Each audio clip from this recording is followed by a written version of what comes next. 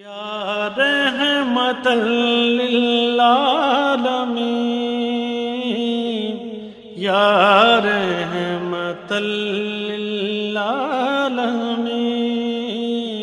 یا رحمت للعالمین.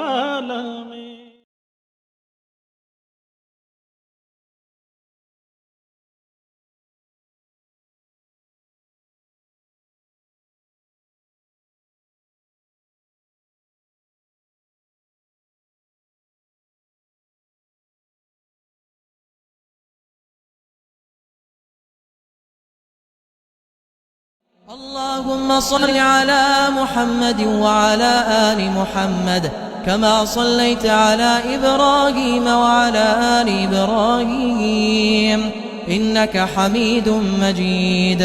اللهم بارك على محمد وعلى آل محمد كما باركت على إبراهيم وعلى آل إبراهيم إنك حميد مجيد. نحمده ونصلي على رسوله الكريم. اما بعد، اعوذ باللہ من الشیطان الرجیم. بسم اللہ الرحمن الرحیم. رب اشرح لی صدری ویسر لی امری واحلل عقدۃ من لسانی یفقہوا قولی. السلام علیکم ورحمۃ اللہ وبرکاتہ. میرے بہت ہی معزز سامعین، آپ کی خدمت میں اللؤلؤ مکنون سیرت انسائکلوپیڈیا حضرت محمد مصطفیٰ صلی اللہ علیہ وآلہ وسلم اور سیرت النبی صلی اللہ علیہ وآلہ وسلم کو پیش کرنے کی سعادت حاصل کر رہی ہوں. اور آج ہم جس سب کو شروع کرنے والے ہیں اس کا عنوان ہے سیدہ ختیجہ رضی اللہ تعالی عنہا سے نکاح. سیدنا محمد رسول اللہ صلی اللہ علیہ وآلہ وسلم کے ان فوان شباب کی 25ویں بہار، قبائل کی آپ سے شرف قرابت کی تمنا، سیدہ ختیجہ رضی اللہ تعالی عنہا کی پسندیدگی اور اپنی سہیلی نفیسہ کے ذریعے آپ کی خدمت میں پیغام نکاح. نبی کریم صلی اللہ علیہ وآلہ وسلم کا اپنے چچاؤں سے مشورہ اور پیغام نکاح کی منظوری. سیدہ ختیجہ رضی اللہ تعالی عنہا کا نسب نکاح کے موقع پر زوجین کریمین کی عمر، تقریب نکاح، سرپرست نکاح، نکاح خواں اور حق مہر کی مقدار کے علاوہ آپ سیدہ ختیجہ رضی اللہ تعالی عنہا کی طرف سے رسول اللہ صلی اللہ علیہ وآلہ وسلم کی خدمت میں تحفے پیش کرنے، علی بن ابی طالب رضی اللہ تعالی عنہ کی کفالت اور حلیمہ سعدیہ سے مثالی سلوک جیسے واقعات کو سننے کی سعادت حاصل کریں گے. سورۃ احزاب میں اللہ تعالیٰ فرماتے ہیں بسم اللہ الرحمن الرحیم. النبی اولا بالمؤمنین من انفسہم وازواجہ امہاتہم. نبی مومنوں پر ان کی اپنی جانوں سے زیادہ حق رکھتے ہیں اور نبی کی بیویاں ان کی مائیں ہیں.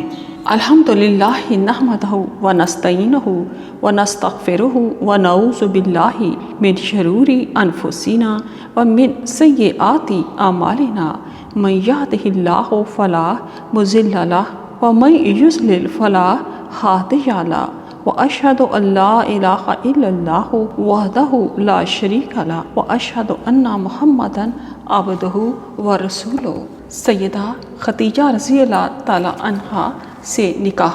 انسان بالغ ہو جانا اور ہر انسان کا بالغ ہو جانا اور اس کے بعد اس کی فطری ضروریات سماج کے مطابق پورا کرنا اس کا حق ہوتا ہے. انسان بالغ ہو جاتا ہے تو فطرت، سماج اور اعلیٰ اخلاقی اقتدار کی روح سے شادی ضروری ہو جاتی ہے. محسن انسانیت حضرت محمد صلی اللہ علیہ وآلہ وسلم کی زندگی کا ایک نہایت حسین اور سبق آموز پہلو آپ کی ازدواجی زندگی ہے. آپ عمر مبارک کی 25 بہاریں دیکھ چکے تھے مگر ابھی تک شادی نہیں کی تھی. آپ صلی اللہ علیہ وآلہ وسلم کی ذات بابرکات سے رفاقت کا رشتہ جوڑنے کا اولین اعزاز جس خوش نصیب خاتون کے حصے میں آیا وہ ام المومنین سیدہ ختیجہ رضی اللہ تعالی عنہا ہیں. یہ شادی کس طرح ہوئی؟ یہ بڑی ہی دلچسپ سرگزشت ہے. آئیے اس کو سمجھنے کی سعادت حاصل کرتے ہیں. اس شادی کا اہم واقعہ یہ ہے کہ رسول اللہ صلی اللہ علیہ وآلہ وسلم سیدہ خدیجہ رضی اللہ تعالیٰ عنہا کی طرف سے سونپی گئی تجارتی ذمہ داریاں بڑے ہی وقار اور خودداری سے ادا کر رہے تھے۔ اسی تجارتی دھندے میں آپ صلی اللہ علیہ وآلہ وسلم کے اعلیٰ کردار کا آفتاب چمکا تو سیدہ خدیجہ رضی اللہ تعالیٰ عنہا کو آپ کے جمال و کمال کی آشنائی نصیب ہوئی۔ سیدہ آپ صلی اللہ علیہ وآلہ وسلم کی کردار عظمت و جاہت کی معترف ہو گئیں۔ انہوں نے فوراً اپنی ایک سہیلی نفیسہ کو بلایا، آپ صلی اللہ علیہ وآلہ وسلم کی خدمت میں بھیجا اور نکاح کی آرزو مندی کا پیغام دے دیا۔ گویا اس شادی میں آپ صلی اللہ علیہ وآلہ وسلم طالب نہیں تھے بلکہ مطلوب تھے، محب نہیں تھے، محبوب تھے۔ ہمیشہ ایسا ہی ہوتا آیا ہے، چراغ کو جہاں بھی رکھ دیا جاتا ہے وہ روشنی دیتا ہے اور اندھیروں کو نابود کر دیتا ہے۔ رسول اللہ صلی اللہ علیہ وآلہ وسلم اپنے گھر میں تھے تو تنگ دست چچا کو سہارا دینے کے لیے بکریاں چراتے تھے اور چچا کے کام آتے تھے۔ چراگاہ جاتے تھے تو بکریاں چرانے والے دوسرے ساتھیوں کے آرام و راحت کا خیال رکھتے تھے۔ آپ سیدہ خدیجہ کے ایوان تجارت میں پہنچے تو انہیں اپنے پاکیزہ کردار، دیانت، محنت اور معاملہ فہمی سے مسخر کر لیا۔ محترم سامعین، آپ کو عظمت اور کامیابی کے راستے پر بڑھنے سے کس نے روکا ہے؟ آپ بھی رسول اللہ صلی اللہ علیہ وآلہ وسلم کی اعلیٰ صفات کو اپنائیے اور ہر طرح کی کامیابیاں حاصل کر لیجیے۔ رسول اللہ صلی اللہ علیہ وآلہ وسلم کے سفر شام میں آپ کی جو بے مثل خوبیاں آشکار ہوئیں وہ حضرت خدیجہ رضی اللہ تعالیٰ عنہا کی آپ صلی اللہ علیہ وآلہ وسلم سے شادی ہو جانے کا وسیلہ بن گئی۔ یہ شادی بہت کامیاب اور نہایت بابرکت ثابت ہوئی۔ ام المومنین سیدہ خدیجہ رضی اللہ تعالیٰ عنہا نے قائد انسانیت نبی مکرم صلی اللہ علیہ وآلہ وسلم سے رفاقت کا حق اتنے احسن طریقے سے ادا کیا کہ ان کی یاد رسالت مآب صلی اللہ علیہ وآلہ وسلم کے حافظے میں آخر دم تک جگمگاتی رہی۔ اس پہلی شادی کے وقت آپ صلی اللہ علیہ وآلہ وسلم نبوت کے وقی منصب پر فائز نہ تھے، پھر بھی آپ کی تقریب نکاح لغو اور بیہودہ رسم و رواج سے پاک تھی، کیونکہ آپ کی ازدواجی زندگی قیامت تک بنی نوع انسان کے لیے ایک مثال بننے والی تھی۔ اس موقع پر آپ صلی اللہ علیہ وآلہ وسلم نے کسی قسم کے تکلفات کا بالکل کوئی اہتمام نہ کیا۔ نکاح پہلے تمام انبیاء علیہ السلام کی سنت رہا ہے، لہٰذا آپ بھی زندگی کے اس اہم فریضے سے عہدہ برا ہوئے کہ اس امر کا ثبوت ہے کہ آپ بہرحال ایک مثالی انسان تھے۔ آئیے اب ہم حضرت خدیجہ رضی اللہ تعالیٰ عنہ کا نسب کو دیکھتے ہیں۔ معزز سامعین، آپ نے سیدہ خدیجہ رضی اللہ تعالیٰ عنہ کے شوہر گرامی قدر صلی اللہ علیہ وآلہ وسلم کی عظمتوں اور رفتوں کا حال اس سے پہلے بھی بہت جگہ سے سنا اور پڑھا ہوگا اور انشاءاللہ آئندہ بھی سنتے ہی رہیں گے۔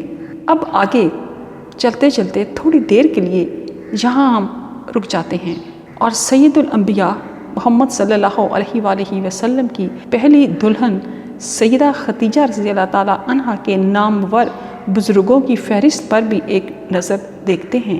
سیدہ خدیجہ رضی اللہ تعالیٰ عنہ کا نسب نامہ یوں ہے: خدیجہ بنت خویلد بن اسد بن عبد العزیٰ بن قصی بن کلاب بن مرتہ بن کعب بن لوئی بن غالب بن فہر الاسدیہ قریشیہ۔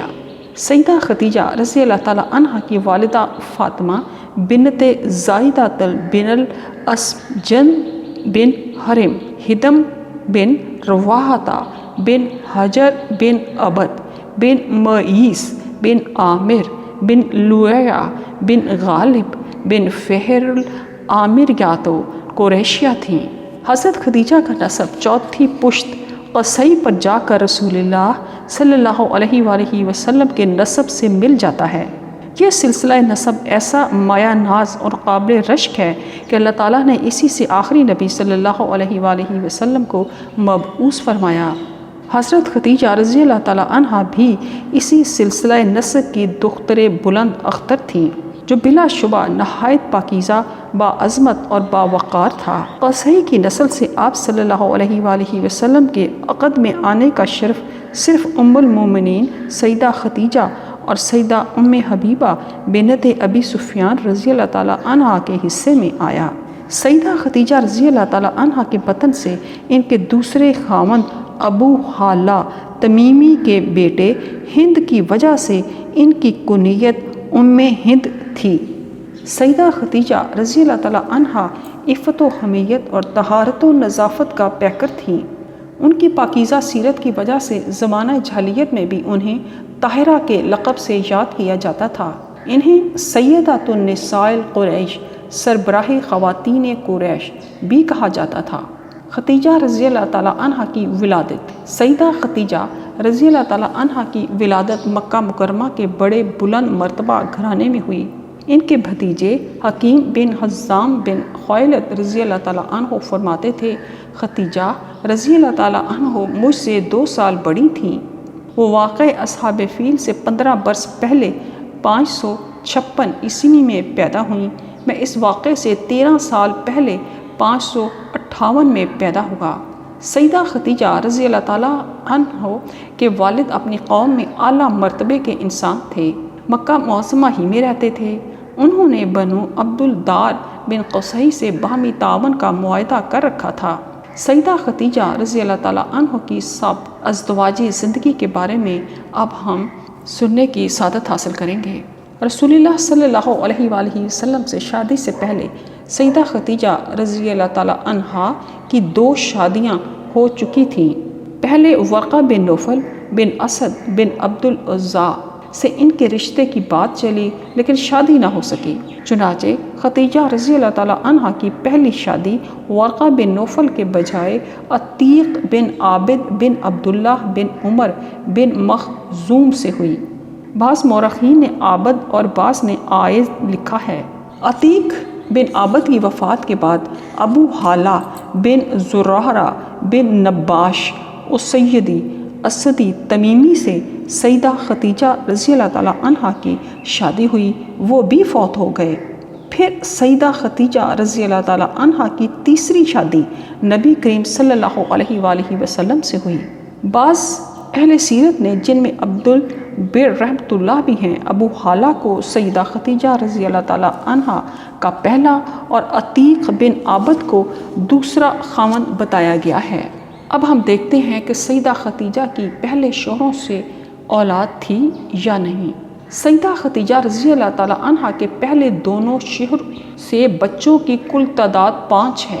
اس کی تفصیل اس طرح ہے: عتیق بن عابد مخزومی سے سیدہ خدیجہ رضی اللہ تعالیٰ عنہ کی ایک بیٹی تھی، اس کا نام ہند اور کنیت ام محمد تھی۔ اس کی شادی اپنے چچا زاد سیفی بن امیہ بن عابد سے ہوئی۔ وہ غزوہ بدر میں کفر کی حالت میں مر گیا۔ ان کے ہاں ایک بیٹا پیدا ہوا، اس کا نام انہوں نے محمد رکھا۔ اسی محمد کی اولاد کو حضرت خدیجہ رضی اللہ تعالیٰ عنہ کی طرف نسبت کی وجہ سے بنو الطاہرہ کے لقب سے یاد کیا جاتا تھا۔ دوسرے خاوند ابو حالہ کے 4 بیٹے تھے، ان کے نام بالترتیب ہند، حالہ، حارث اور طاہر تھے۔ یہ سب نہایت ہی سعادت مند تھے اور سب کے سب شرف صحابیت سے مشرف ہوئے۔ اب سیدہ خدیجہ رضی اللہ تعالیٰ عنہ کے صاحبزادوں کا مختصر حال ہم سننے کی سعادت حاصل کریں گے۔ نمبر 1، ہند بن ابی حالہ رضی اللہ تعالیٰ عنہ۔ انہوں نے معرکہ بدر میں شجاعت کے جوہر دکھائے، جنگ احد میں بھی شریک ہوئے۔ 36 ہجری میں واقع جمل میں سیدنا علی رضی اللہ تعالیٰ عنہ کی طرف سے لڑتے ہوئے شہید ہوئے۔ وہ بڑے فصیح و بلیغ تھے، رسول اللہ صلی اللہ علیہ وآلہ وسلم کے بڑے ہی پرجوش مداح تھے۔ ان سے چند احادیث بھی مروی ہیں۔ نمبر 2، حالہ بن ابی حالہ رضی اللہ تعالیٰ عنہ۔ رسول اللہ صلی اللہ علیہ وآلہ وسلم ان سے بڑی محبت فرماتے تھے۔ ایک مرتبہ نبی اکرم صلی اللہ علیہ وآلہ وسلم سو رہے تھے، یہ آ گئے۔ آپ کی آنکھ کھلی تو فوراً انہیں اپنے سینہ مبارک سے لگا لیا اور بڑے لاڈ سے تواتر کے ساتھ فرمایا، حالہ حالہ حالہ۔ حضرت خدیجہ رضی اللہ تعالیٰ عنہ کی ایک بہن کا نام بھی حالہ بنت خویلد رضی اللہ تعالیٰ عنہ تھا۔ حارث بن ابی حالہ رضی اللہ تعالیٰ عنہ وہ اپنے اسلام کا کھلم کھلا اظہار کرتے تھے۔ دعوت اسلام کے ابتدائی دنوں میں رکن یمانی کے قریب جوش و خروش سے اسلام کی دعوت دے رہے تھے کہ کفار و مشرکین نے حملہ کر کے انہیں شہید کر دیا۔ یہ بھی کہا گیا ہے کہ وہ نبی اکرم صلی اللہ علیہ وآلہ وسلم کا دفاع کرتے ہوئے شہید ہوئے۔ وہ اسلام کے لیے جان دینے والے اولین سپوت تھے۔ نمبر 4، طاہر بن ابی حالہ رضی اللہ تعالیٰ عنہ، یہ بھی اسلام کے شیدائی تھے۔ رسول اللہ صلی اللہ علیہ وآلہ وسلم نے انہیں بعض دوسرے ساتھیوں سمیت یمن کے کچھ حصے کی زکوٰۃ وغیرہ کی وصولی کے لیے عامل بنا کر روانہ فرمایا تھا۔ اب ہم دیکھتے ہیں کہ حضرت خدیجہ رضی اللہ تعالیٰ عنہ نے بڑے بڑے سرداروں کے نکاح پیغام کو مسترد کیوں کیا۔ سیدہ خدیجہ رضی اللہ تعالیٰ عنہ کے دوسرے خامند ابو حالہ کی وفات کے بعد بہت سے لوگوں نے انہیں نکاح کے پیغامات بھیجے۔ ان کے اپنے خامند کے ممتاز افراد اور اپنے ہی خاندان کے اعلیٰ لوگوں نے اور بعض بڑے بڑے سردار ان سے شادی کی درخواست کرتے رہے۔ اس سلسلے میں انہوں نے مال و متاع بھی خرچ کیا، لیکن خدیجہ رضی اللہ تعالیٰ عنہ نے ان سب کو صاف جواب دے دیا اور کسی سے شادی نہیں کی۔ نبی صلی اللہ علیہ وآلہ وسلم کی ذات بابرکات کی طرف ہی رجحان رہا۔ حضرت محمد صلی اللہ علیہ وآلہ وسلم شام کے تجارتی سفر سے واپس تشریف لائے۔ حضرت خدیجہ رضی اللہ تعالیٰ عنہ اپنے غلام میسرہ کی زبانی آپ صلی اللہ علیہ وآلہ وسلم کی صفات عالیہ کا چرچا سنتی رہیں۔ جب اس نے بتایا کہ بادلوں کا سایہ کس طرح آپ کے ساتھ ساتھ چلتا تھا، نستورہ رہب آپ کی علامات نبوت کیسے پہچان گیا، اور لات و عزیٰ کی قسم نہ کھانے پر ایک شخص نے آپ کو آئندہ ملنے والی نبوت کی نوید کس طرح دی، یہ باتیں سن کر حضرت خدیجہ رضی اللہ تعالیٰ عنہ کے دل میں آپ صلی اللہ علیہ وآلہ وسلم کی عظمت جاگزیں ہو گئی۔ پھر جب ورقہ بن نوفل نے حضرت محمد صلی اللہ علیہ وآلہ وسلم کے بارے میں بتایا کہ یہی وہ نبی ہیں جن کی آمد کی خبر آسمانی کتابوں میں دی گئی ہے، تو حضرت خدیجہ رضی اللہ تعالیٰ عنہ نے آپ کی رفیقہ حیات بننے کا فیصلہ کر لیا۔ یہ بات شام کے سفر کے علاوہ اور بھی واقعات سے اجاگر ہوتی ہے۔ حضرت جابر بن سمرہ رضی اللہ تعالیٰ عنہ سے روایت ہے کہ نبی کریم صلی اللہ علیہ وآلہ وسلم بکریاں چرایا کرتے تھے۔ بکریاں مہنگی ہو گئیں تو آپ نے یہ کام چھوڑ دیا۔ پھر آپ ایک ساتھی کے ساتھ مل کر اجرت پر اونٹ چرانے لگے۔ اسی دوران خدیجہ رضی اللہ تعالیٰ عنہ کی بہن نے بھی اپنے اونٹ اجرت پر چرانے کے لیے آپ صلی اللہ علیہ وآلہ وسلم اور آپ کے ساتھی کو دے دیے۔ آپ ان کے اونٹ چرا کر واپس لے آئے تو خدیجہ رضی اللہ تعالیٰ عنہ کی بہن نے آپ کے ساتھی کو مزدوری ادا کی، مگر اجرت کا کچھ حصہ موصوفہ کے ذمے باقی رہ گیا۔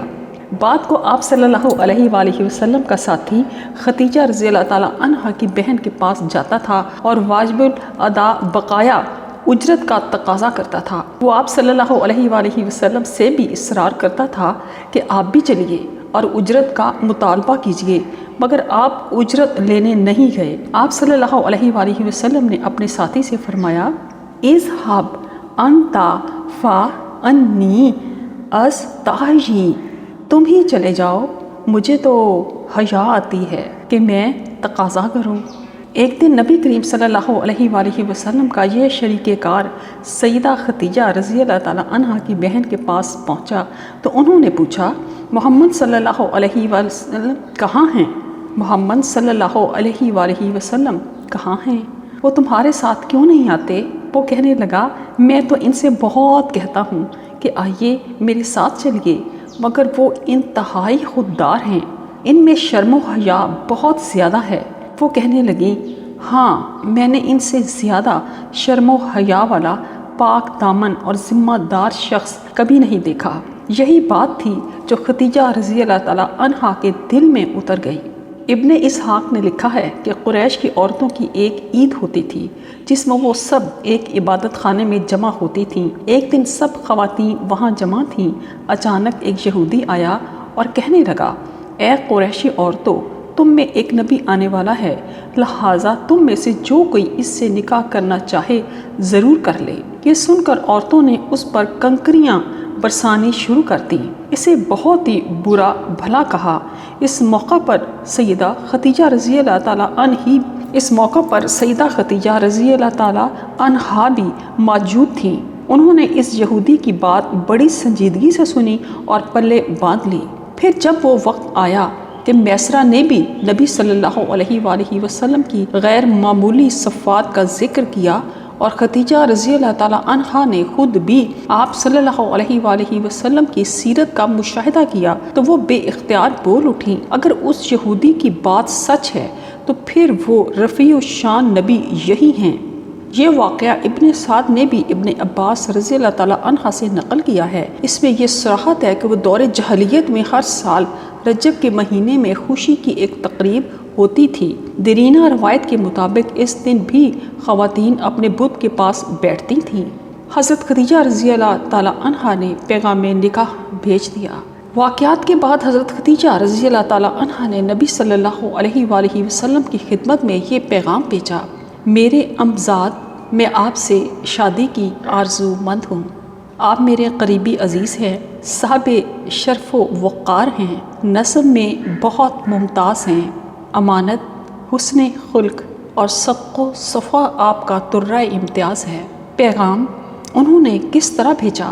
اب ہم یہ معلوم کرتے ہیں کہ سیدہ خدیجہ رضی اللہ تعالیٰ عنہ نے نبی کریم صلی اللہ علیہ وآلہ وسلم کی خدمت میں نکاح کا پیغام کس طرح بھیجا۔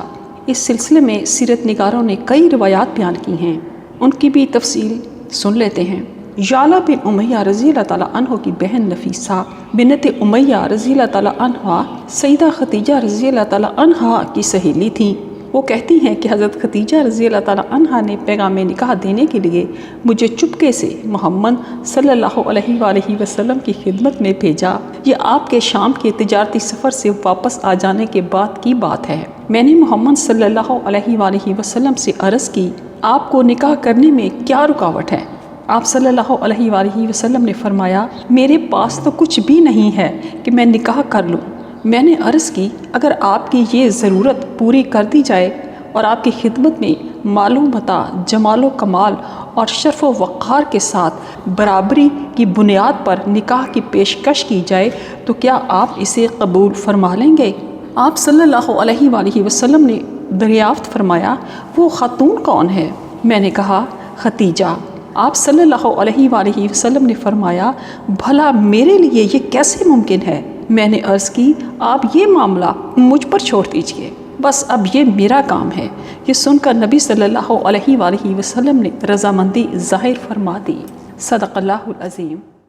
اللهم صل على محمد وعلى آل محمد كما صليت على إبراهيم وعلى آل إبراهيم إنك حميد مجيد اللهم بارك على محمد وعلى آل محمد كما باركت على إبراهيم وعلى آل إبراهيم إنك حميد مجيد.